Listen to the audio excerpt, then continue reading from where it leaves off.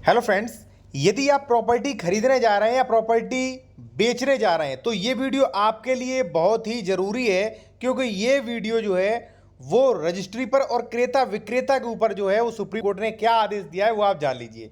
यहाँ पे आप देख सकते हो साथियों कि जब पहली सेल डीड का पंजीकरण लंबित हो तो विक्रेता उसी प्लॉट पर दूसरी सेल डीड निष्पादित नहीं कर सकेगा। सुप्रीम कोर्ट इससे जो है जो क्रेता हैं जो जमीन खरीद रहे हैं उन्हें लाभ मिल जाएगा। और एक चीज मैं आपको बता दूं कि दूसरी रजिस्ट्री अगर कर भी दी तो वो भी अमान्य हो सकती है। ठीक है, और मान लीजिए दूसरी रजिस्ट्री, मान लीजिए आपकी पहली रजिस्ट्री पहले हो चुकी है और दूसरी किसी ने कर दी तो वो तो वैसे भी इलीगल है। इससे जो क्रेता जमीन खरीदार है उन्हें काफी बड़ा फायदा होगा। चलिए मैं आपको बताऊंगा कि आप सुप्रीम कोर्ट ने जो है इस पूरे प्रकरण में क्या कहा है और आपको कैसे रिलीफ मिल जाएगी। एक चीज मैं आपको और कहूंगा साथियों कि ये जो ऑर्डर दिया गया है, ये केस जो है वो केस का नाम है कौशिक प्रेम कुमार मिश्रा बनाम कांजी रावरिया। ठीक है, ये जो है अपील संख्या यहाँ पे दी है। ठीक है, एक चीज और साथियों, यदि आप कोई भी कानूनी सलाह लेना चाहते ले सकते, कॉन्टैक्ट नंबर हमारा वीडियो के डिस्क्रिप्शन में मिल जाएगा। ठीक है, अब आते हैं यहाँ पे कि कैसे जो है लोग फ्रॉड करते थे। देखिए साथियों, अक्सर होता क्या था, जैसे मान लीजिए ये प्लॉट एक्स आप खरीद रहे हो, ठीक है, आपका नाम है बी और हमारा नाम है ए, मैं बेच रहा हूं। ठीक है, तो कई बार क्या होता है भाई, आपने मुझे पूरा पैसा दे दिया, ठीक है ना, पूरा पैसा दे दिया, मैंने ले लिया। अब मैं रजिस्ट्री करवाने गया, ठीक है, मान लीजिए इस प्रॉपर्टी की रजिस्ट्री उस तारीख को नहीं हो पाई, मान लीजिए कई बार जो है सर्वर डाउन हो जाते हैं, ठीक है, या मान लीजिए कई बार थोड़ा बहुत समय लग जाता है किन्हीं कारणों से। तो ऐसा नहीं है कि ए ने पूरा पैसा ले लिया, डीड आपकी तैयार है, मात्र रजिस्ट्री नहीं हो पाई तो ए दूसरे को बेच दे। अगर ए ऐसा करता है तो पहली बात तो 420 है, ठीक है ना, दूसरी बात ऐसी रजिस्ट्री दूसरी भी कैंसिल हो सकती है। ठीक है, स्पष्ट दिया है, अभी आपको समझाएंगे आगे और विद प्रूफ दिखाएंगे भी। तो साथियों होता क्या है, मैं आपको एक चीज बता दूं कि जमीन जो खरीदी जाती है वो अक्सर चुपके से लोग खरीदते हैं, चुपके से, यानी कि या साथियों कह सकते हैं, देखिए जैसे मान लीजिए एक्स प्रॉपर्टी अच्छी है, ठीक है ना, ए आपको बेच रहा है, बी आप हो, ठीक है, आपने पैसे दे दिए, तो अगर रजिस्ट्री ना हो, बट कई लोग जो होते हैं ऐसे दोगले लोग होते हैं कि अगर इनको तीसरा बंदा सी जो है ज्यादा पैसे खिलाए तो ये कहेंगे सर अब नहीं करेंगे हम रजिस्ट्री, अब अपना पैसा वापस ले लो। ठीक है, या कई बार परेशान करने लगते हैं। कई बार तो ऐसे रजिस्ट्रियां होती हैं कि भाई बी को ए को पकड़ के लाना पड़ता है, कहीं ये भाग ना जाए, रजिस्ट्री नहीं करेगा।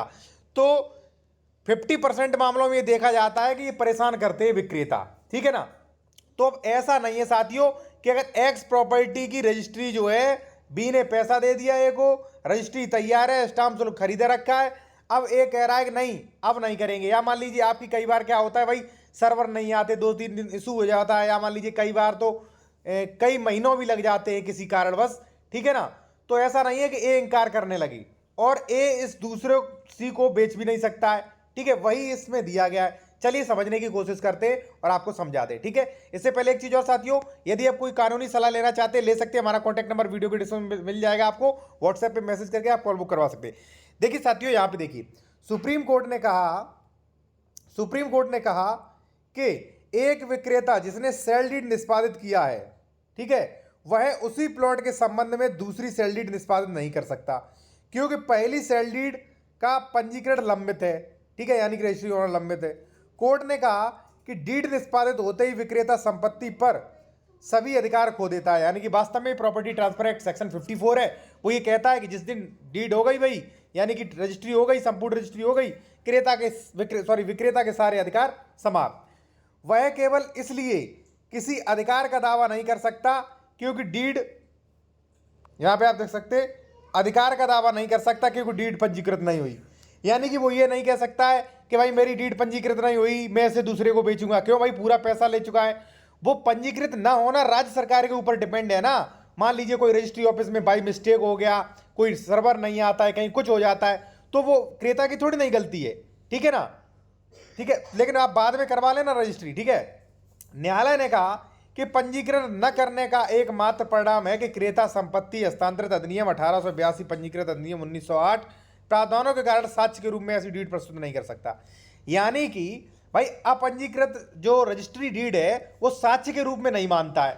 ठीक है ना, लेकिन भाई उसने पैसा दे दिया, सब कुछ तो दे ही दिया भाई, पंजीकृत होना बाकी है, वो राज्य सरकार का इशू, राज्य सरकार करवाएगी। ठीक है, कई बार क्या होता है 2-2 3-3 दिन नेटवर्क इशू होते हैं, या मान लीजिए कई बार अधिक रजिस्ट्रियाँ हो जाती है भाई, तब नहीं हो पाता है। तो उसका मतलब ये तो नहीं विक्रेता ये कहने लगे कि नहीं मैं तो दूसरे को बेचूंगा।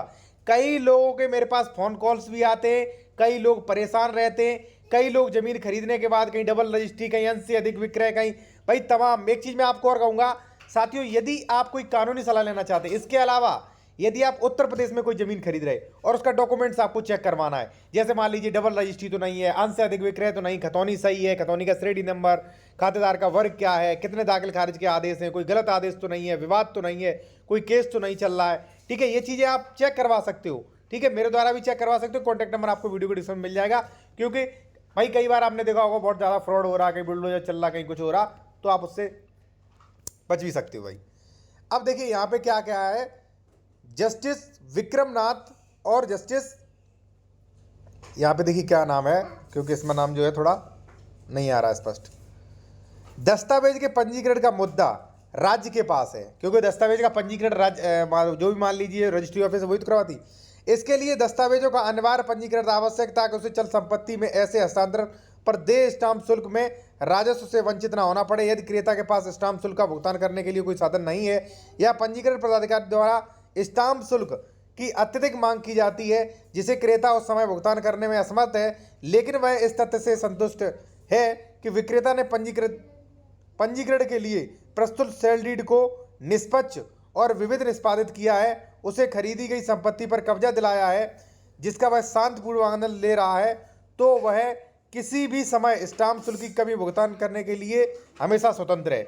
ठीक है, अब यहाँ पे देखिए, यहाँ पे मैं जो है आपको बता दूं, यहाँ तक हो गया, स्वतंत्र है। पंजीकृत के लिए प्रस्तुत दस्तावेज उस समय तक पंजीकृत पदाधिकारी के पास रहेगा जब तक कि कमी दूर नहीं हो जाती है। कई बार क्या होता है साथियों, मान लीजिए किसी ने डीड तैयार कर ली, उसमें भाई स्टाम्प की कमी, फिर वो कहता है कि भाई स्टाम्प की कमी पड़ रही, चलिए स्टाम्प पूरा। कई बार ऐसा होता है कि भाई पंजीकरण में समय लग जाता है। ठीक है, 2-4-10 दिन भी लग जाते हैं। ठीक है, हालांकि कमी के कारण पंजीकरण लंबित रहने से विक्रेता को कोई लाभ नहीं मिल सकता। ठीक है, यानी कि लंबित अगर रह रहा है तो विक्रेता को कोई लाभ नहीं, विक्रेता ये समझे कि चलिए वहां से हमें ज़्यादा पैसा मिल रहा, वहां बेच दूं। ऐसा नहीं कर सकते, क्योंकि आपने दूसरे का पैसा ले लिया है। ठीक है, जिसने बिक्री का मूल्य प्राप्त करने के बाद सेल डीड निष्पादित करके अपने सभी अधिकारों को पहले समाप्त कर दिया है, भाई निष्पादित कर दी, समाप्त हो गया, वह केवल इसलिए हस्तांतरित भूमि का मालिक नहीं बन सकता क्योंकि बिक्री का दस्तावेज पंजीकृत में लंबित है। यह क्रेता ही है जो न्यायालय के सक्षम साक्ष्य के रूप में अचल संपत्ति पंजीकृत के लिए लंबित ऐसे दस्तावेज प्रस्तुत नहीं कर सकता, क्योंकि वह ट्रांसफर एक्ट अधिनियम 1908 निहित वैधानिक प्रावधानों के मद्देनजर स्वीकार होगा। यानी कि भाई वो साक्ष्य के रूप में नहीं वो कर सकता। ठीक है, इतना उसका आयत हो रहा है। ठीक है, लेकिन पंजीकृत करवा लिए, उसका सीधा उद्देश्य ये है कि भाई कई बार क्या होता है, मान लीजिए किसी कारण पर आपकी रजिस्ट्री जो है वो नहीं हो पाई, तो वो कह रहा है कि नहीं अब तो मैं दूसरे को बेचूंगा, तो ये नहीं चल पाएगा। न्यायालय ने कहा कि विक्रेता द्वारा निष्पादित दूसरी सेल डीड, अगर मान लीजिए दूसरी सेल डीड उसने निष्पादित कर भी दी, तो जबकि पहली सेल डीड पंजीकरण की प्रतीक्षा कर रही है, अमान्य है। यदि विक्रेता अधिकार पहले ही बिक्री से अलग हो चुके थे, तो बाद में पारदर्शिता के बिना बुरे विश्वास में की गई डीड अमान्य है। यानी कि भाई उसका गलत वो था और गलत उद्देश्य था, इसलिए दूसरी डीड जो है वो अमान्य रहेगी। ये बहुत अच्छा है भाई जजमेंट। और दूसरी बात मैं आपको बता दूं कि डबल रजिस्ट्री हमेशा अमान्य रहती है। और साथ ही जब भी आप प्रॉपर्टी खरीदें, मैं कई लोगों से कहता रहता हूं कि भाई इतने ज़्यादा सारे फ्रॉड हो रहे हैं, कई मुझसे फ़ोन कॉल्स आते हैं, कम से कम पर डे 10 कॉल्स आते हैं लोगों की कि सर कहीं डबल रजिस्ट्री हो गई, कहीं अंश से अधिक विक्रय हो गया, दाखिल खारिज नहीं हो रहा। अब मान लीजिए कोई ग्राम सभा का नोटिस आ रहा है, सरकारी कर्मचारी कह रहे हैं नहीं ये ज़मीन सरकारी है, तो भाई ये सारी चीज़ें चेक करिए। नहीं कर सकते किसी एडवोकेट से करवा सकते, परेशानी हो रही तो आप मुझसे भी करवा सकते। कॉन्टैक्ट नंबर हमारा वीडियो को डिस्क्रिप्शन में मिल जाएगा आपको। दूसरी बात, व्हाट्सएप पे मैसेज करके फीस पे करने के बाद जो है साथियों आप कानूनी सलाह ले सकते हैं। ठीक है।